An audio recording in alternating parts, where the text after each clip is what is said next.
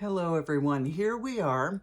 We're going to get started with Ezekiel 22, but I want to go back to 20 and 21 and just talk a little bit about them. Now, in 21, there was something stated that I didn't understand about the Jews sacrificing children. It sounded to me like God was saying something like he was going to bring these abominable sacrifices against them, or I don't know, I don't remember.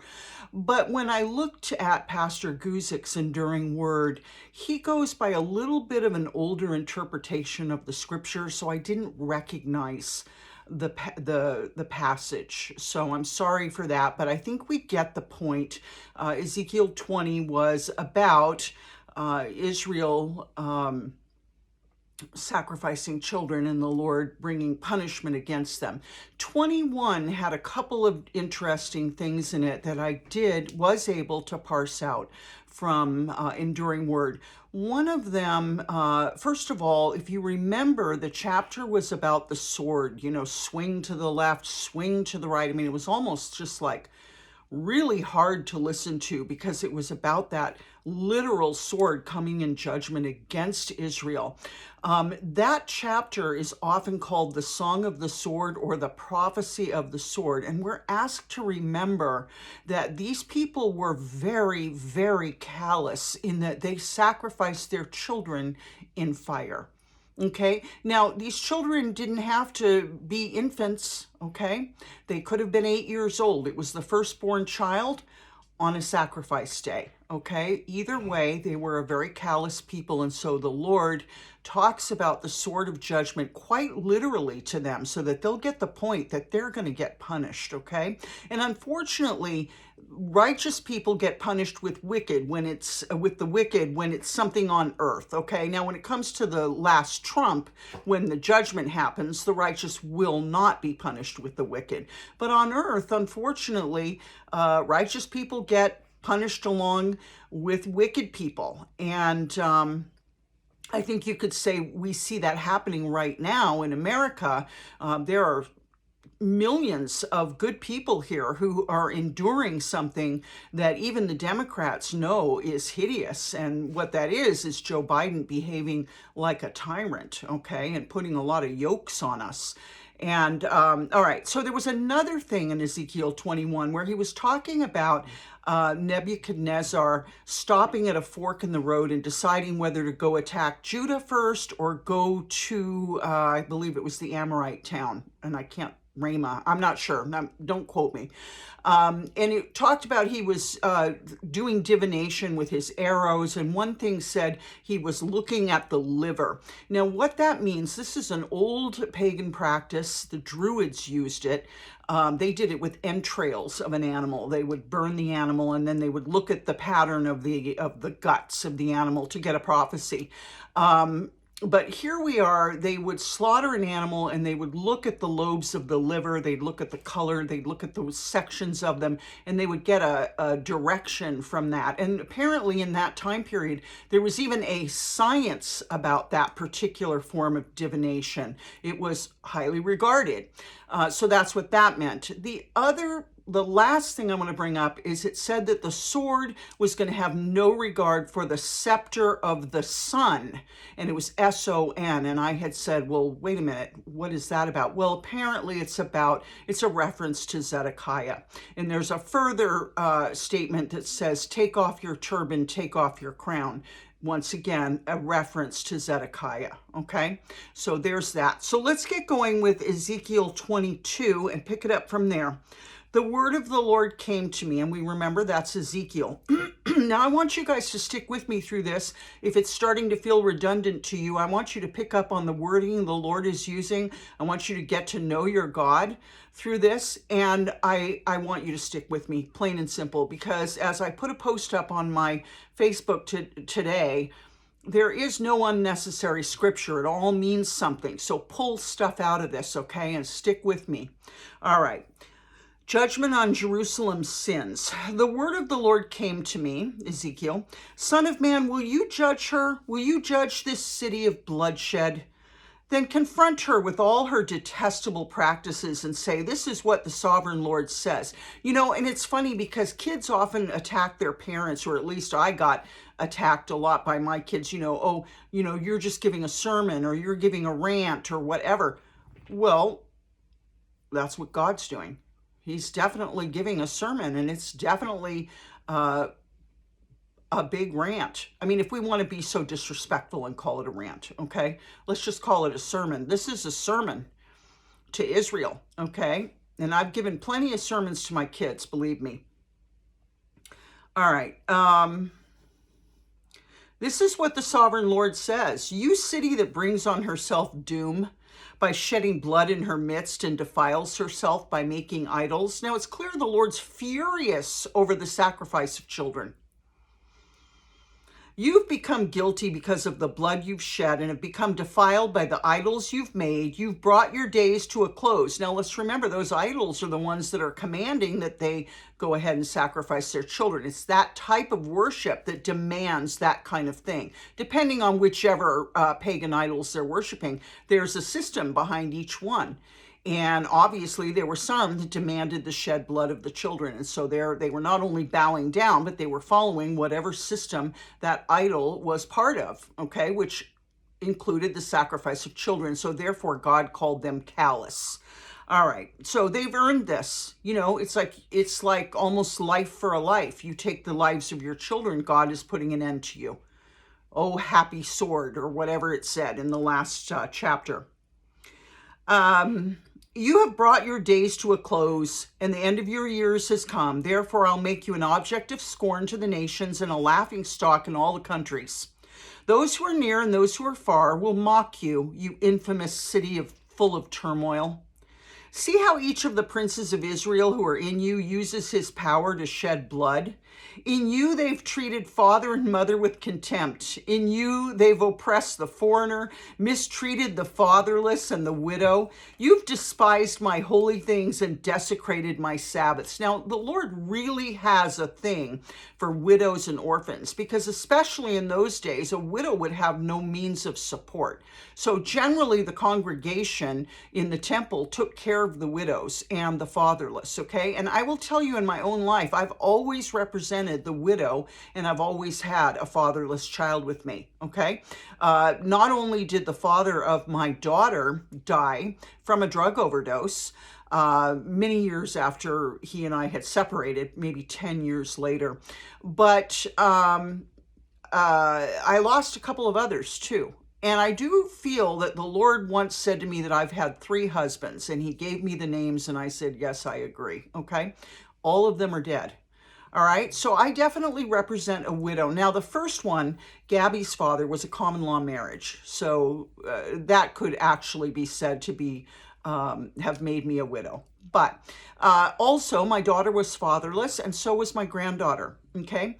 So I've watched through the years as I've served the Lord, knowing how the Lord feels about the helpless in society, because it's hard when you're fatherless. It's hard when you have no husband. Believe me, people take advantage of you, or try to, when you are a single woman. Try going to the car, the shop, the auto body, the auto repair, the mechanic, as a single woman, and watch what they try to do. Thank God I pretty much knew about cars so I could protect myself, but they will try. A lot of them will try, okay? And that's not the only arena that people think they can take advantage of a woman that does not have a man as a covering. And I've watched people over the years take advantage of me and insult me and my fatherless children. And I've just thought to myself, woe to you. Woe to you, okay? I guess I've had kind of a hard walk. I've seen a lot of things, with the Bible firmly in my mind, and knowing enough that knowing what I know about God. I'm certainly not an expert, but I have a pretty firm grasp on who he says he is, okay? And his personality, okay? All right, so in you, let's see here. Mistreated the fatherless and the widow. You've despised my holy things and desecrated my Sabbaths. In you are slanderers who are bent on shedding blood. In you are those who eat at the mountain shrines and commit lewd acts.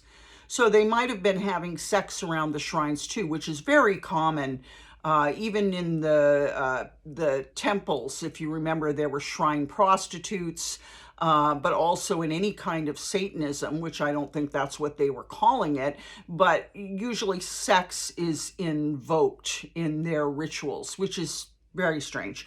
And if you remember back when the Lord was bringing up the Israelites, he was telling them, don't you ever worship me with sex. We are separate from those pagan countries and towns and cities. Don't you ever worship me with sex. Do you remember that? I hope you remember that, okay? That's not something we do, and that makes us different. All right. And part of the reason probably why Christians are hated in general, because we won't engage in the things that the other cults will engage in. And we don't always know. It's not like they're walking around with a sign on their forehead who says the God I worship makes me have sex for him. But the point I'm making is it's spirit to spirit. I mean, I can walk in a room and an evil person there will come right over, okay? Or maybe not come over, but really hate on me, because it's the spirit that people can recognize and feel. All right. In you are slanderers who are bent on shedding blood. In you are those who eat at the mountain shrines and commit lewd acts. In you are those who dishonor their father's bed. In you are those who violate women during their period when they are ceremonially unclean. So there's a ceremony to things. Leave it alone. That's what God has told the Jews. In you, one man commits a detestable offense with his neighbor's wife, another shamefully defiles his daughter-in-law, and another violates his sister, his own father's daughter. In you are people who accept bribes to shed blood. You take interest and make a profit from the poor.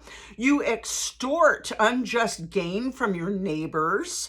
You have forgotten me, declares the sovereign Lord. I will surely strike my hands together, which means clap my hands, at the unjust gain you've made and at the blood you've shed in your midst. Will your courage endure, or your hands be strong in the day I deal with you?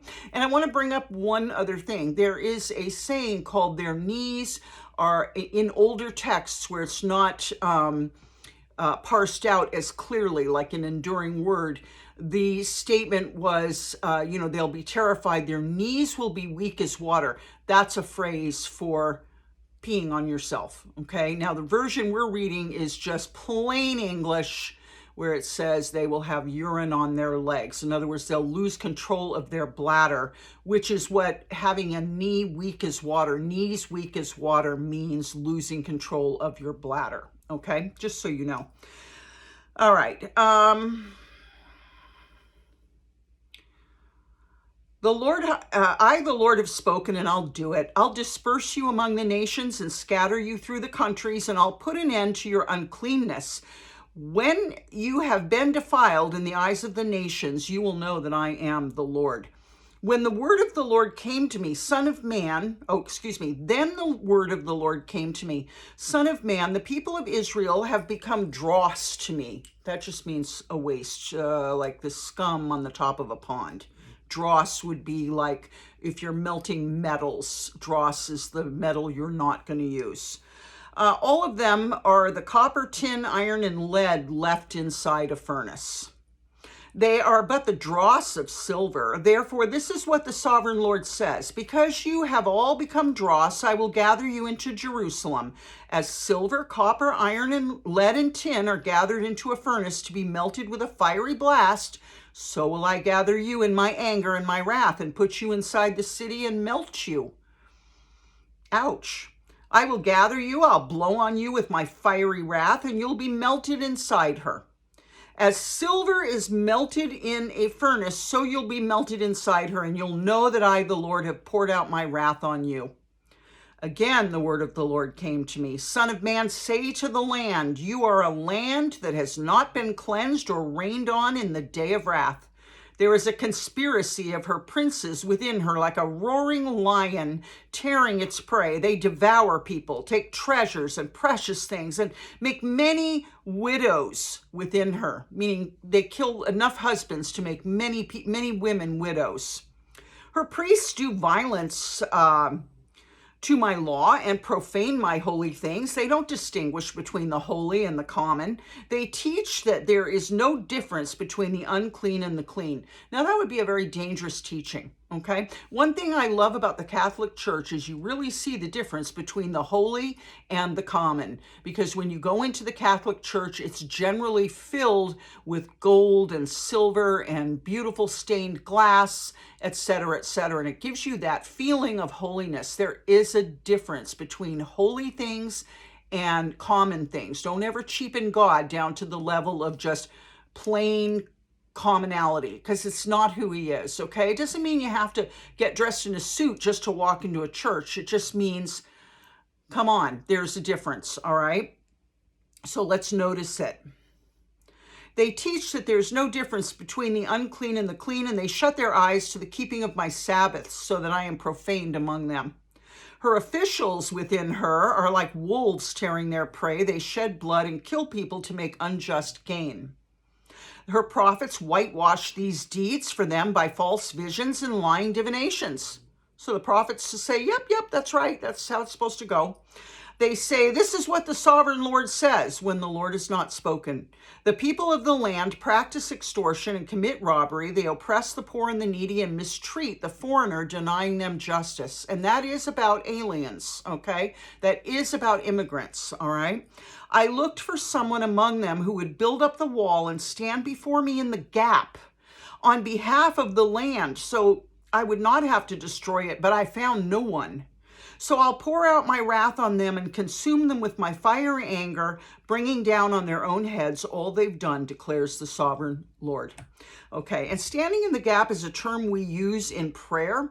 If somebody is suffering, we stand in the gap for them in prayer. All right, and that's what that means. He's saying stand in the gap for the land. We stand in the gap for a person, perhaps. We do it with prayer. 23, the word of the Lord came to me, Son of man, there were two women, daughters of the same mother.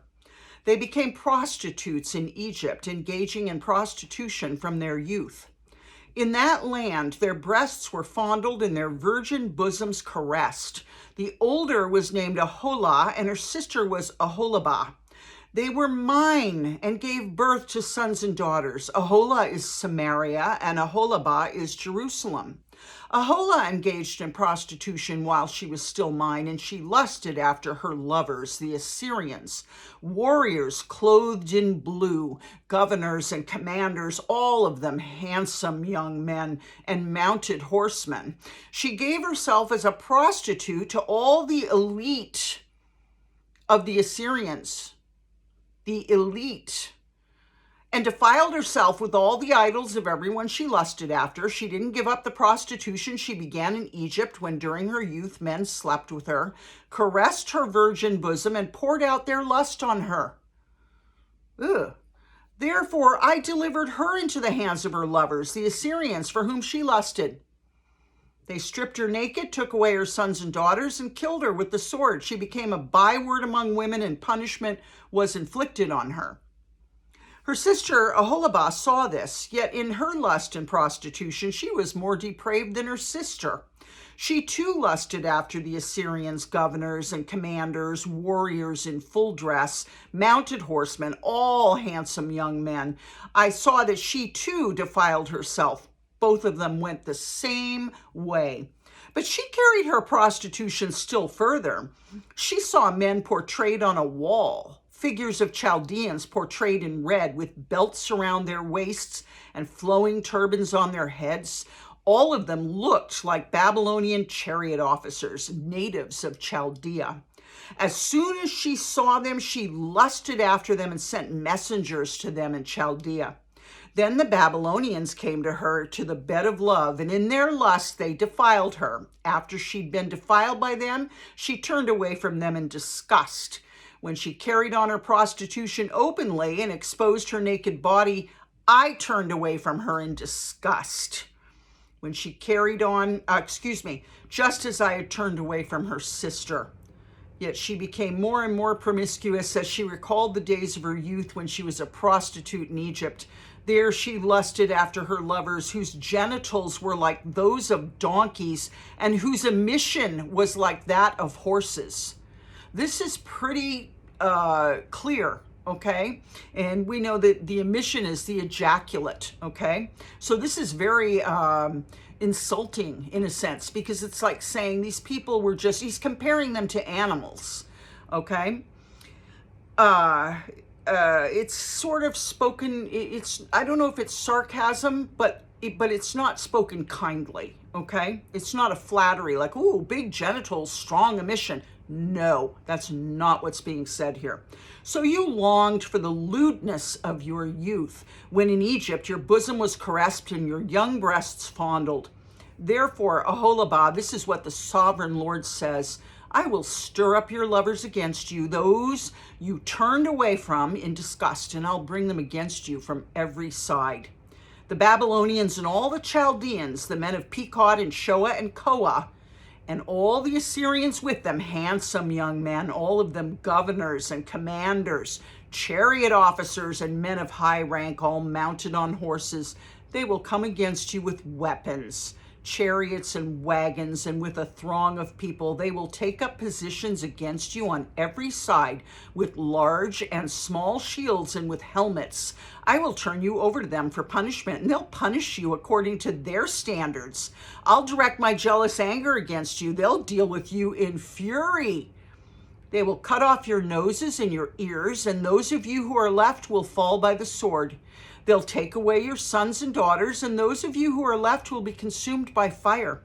They'll also strip you of your clothes and take your fine jewelry. So I will put a stop to the lewdness and prostitution you began in Egypt. You will not look on these things with longing or remember Egypt anymore. For this is what the sovereign Lord says, I am about to deliver you into the hands of those you hate, to those you turned away from in disgust. They'll deal with you in hatred and take away everything you've worked for. They will leave you stark naked, and the shame of your prostitution will be exposed. Your lewdness and promiscuity have brought this on you, because you lusted after the nations and defiled yourself with their idols. You've gone the way of your sister, so I'll put her cup into your hand. This is what the sovereign Lord says. You will drink your sister's cup, a cup large and deep. It will bring scorn and derision, for it holds so much. You will be filled with drunkenness and sorrow, the cup of ruin and desolation. The cup of your sister Samaria, you will drink it and drain it dry and chew on its pieces, and you will tear your breasts. I've spoken, declares the sovereign Lord. Therefore, this is what the sovereign Lord says. Since you've forgotten me and turned your back on me, you must bear the consequences of your lewdness and prostitution. The Lord said to me, Son of man, will you judge Aholah and Aholabah? Then confront them with their detestable practices, for they've committed adultery and blood is on their hands. What blood? Blood of their children. They committed adultery with their idols. They even sacrificed their children, whom they bore to me as food for them. They've also done this to me. At that same time, they defiled my sanctuary and desecrated my Sabbaths. On the very day they sacrificed their children to their idols, they entered my sanctuary and desecrated it. This is what they did in my house. They even sent messengers for men who came from far away, and when they arrived, you bathed yourself for them, applied eye makeup, and put on your jewelry. You sat on an elegant couch with a table spread before it, on which you had placed the incense and olive oil that belonged to me. The noise of a carefree crowd was around her. Drunkards were brought from the desert, along with men from the rabble, and they put bracelets on the wrists of the woman and her sister, and beautiful crowns on their heads. Then I said about the one worn out by adultery, now let them use her as a prostitute, for that's all she is. And they slept with her, as men sleep with a prostitute. So they slept with those lewd women, Aholah and Aholabah. But righteous judges will sentence them to the punishment of women who commit adultery and shed blood, because they are adulterous and blood is on their hands.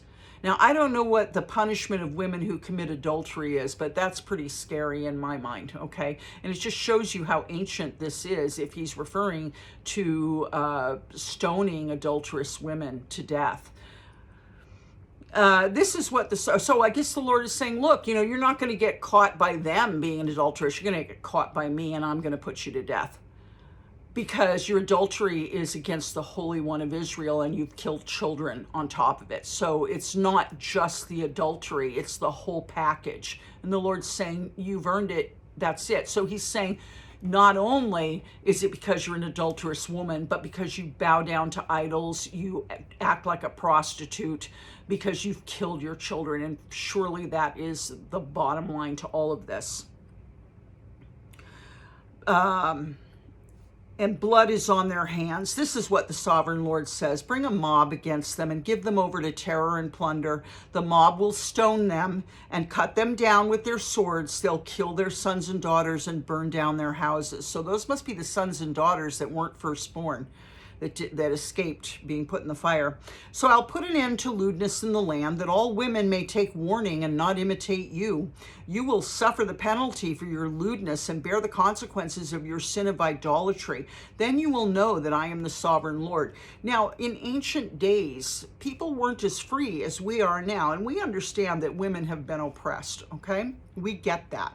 All right, but there was a reason, and it's very much like lions, okay? A lion who overtakes a lioness and mates with her is going to kill all the cubs she has from another lion, okay?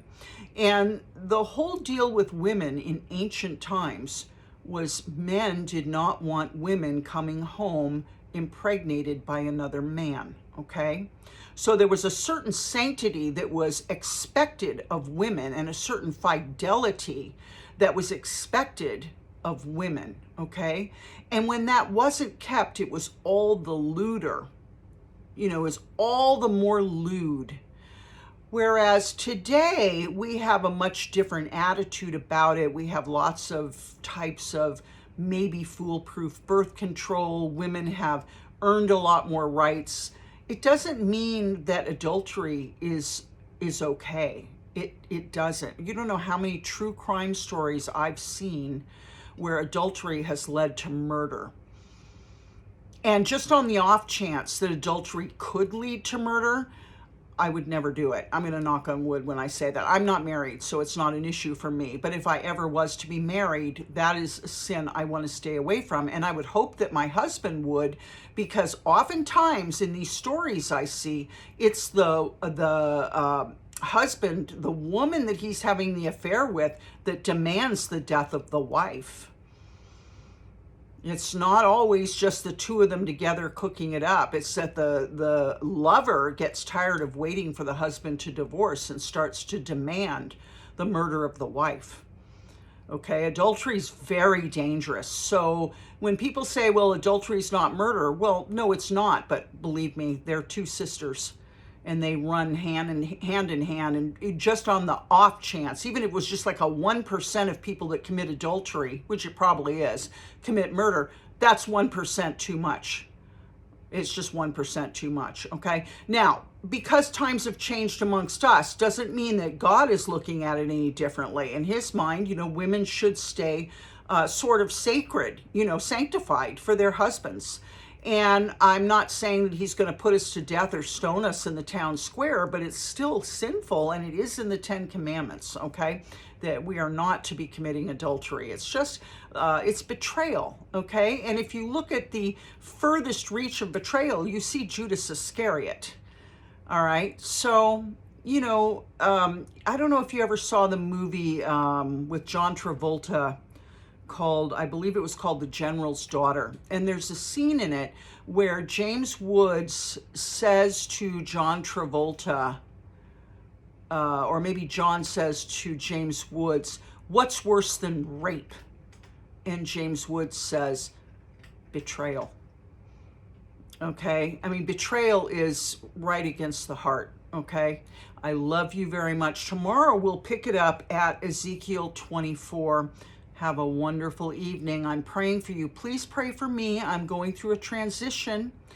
I'm getting ready to step into a new thing. So please, please pray for me. I really covet those prayers. I'll see you tomorrow. Good night.